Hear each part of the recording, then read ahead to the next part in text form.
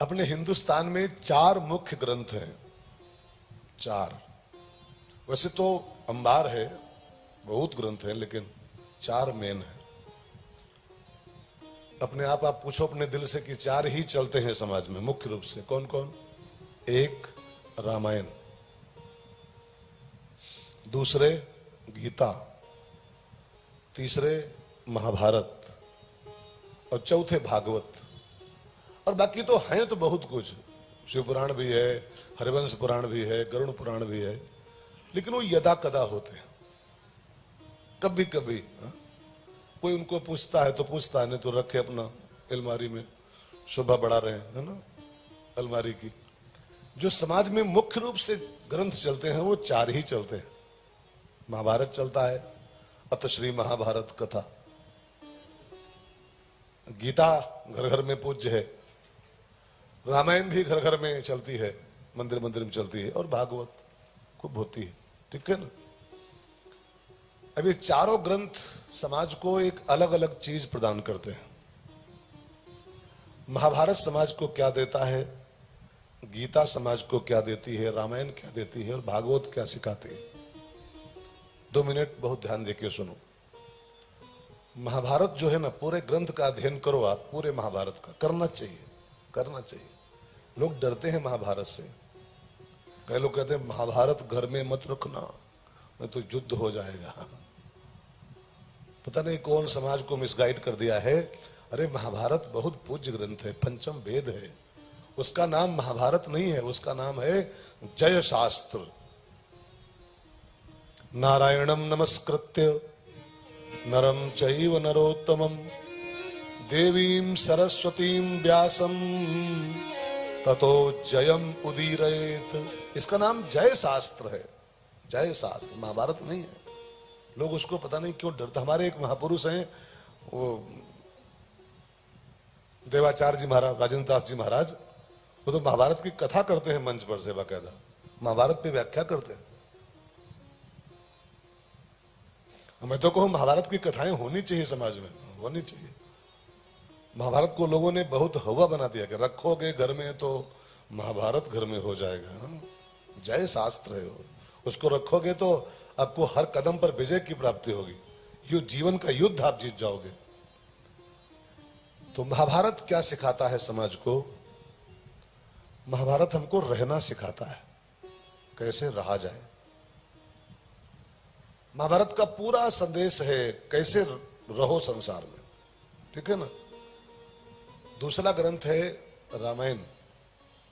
रामायण हमको जीना सिखाती, कैसे जिया जाए, कैसे जिए दुनिया में, कैसे रहें सीखना है तो महाभारत पढ़ो, और कैसे जिए सीखना है, कैसे जिए तो आपको रामायण पढ़नी पड़ेगी, रामायण सुननी पड़ेगी। कैसे जिए?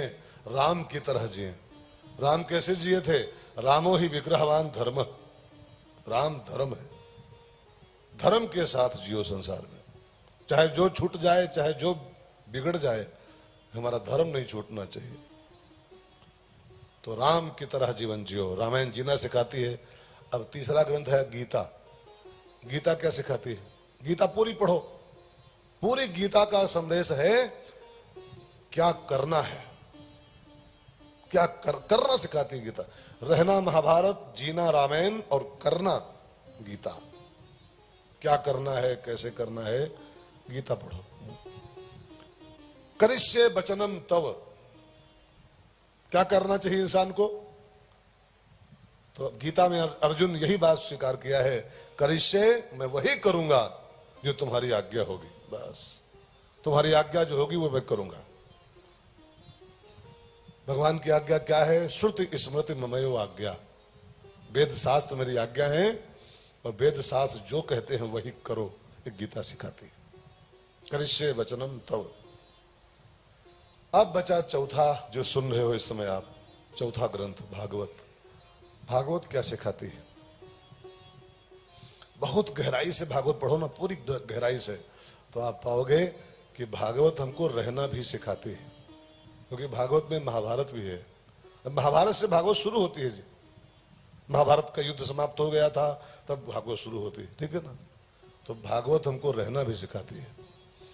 भागवत हमको जीना भी सिखाती है, क्योंकि भागवत में रामायण भी है। 9वें स्कंद में पूरी रामकथा भी भागवत में आती। तो भागवत हमको रहना भी जीना भी सिखाती है। और भागवत में गीता भी आई है भाई बहनों। 11वां स्कंद पढ़िए और वहां तक हम लोग पहुंचते ही नहीं कभी। सुदामा की कथा कह के और बस उसको उद्धार कर देते हैं परीक्षित जी का। 11वां स्कंद कहते ही नहीं कभी हम लोग हैं। 11वां स्कंद टोटल गीता है, शुद्ध गीता है। बहुत कठिन मामला उसका है। बस अंतर कितना है कि वहां अर्जुन कृष्ण संवाद था, कृष्ण अर्जुन संवाद हो, और यहां कृष्ण और उद्धव संवाद है। कृष्ण अर्जुन संवाद गीता कहलाता है, और भागवत की जो गीता है वो कृष्ण उद्धव संवाद। बहुत प्यारा प्रसंग है, लेकिन अब उसके लिए समय नहीं बचता है भागवत में जरा भी।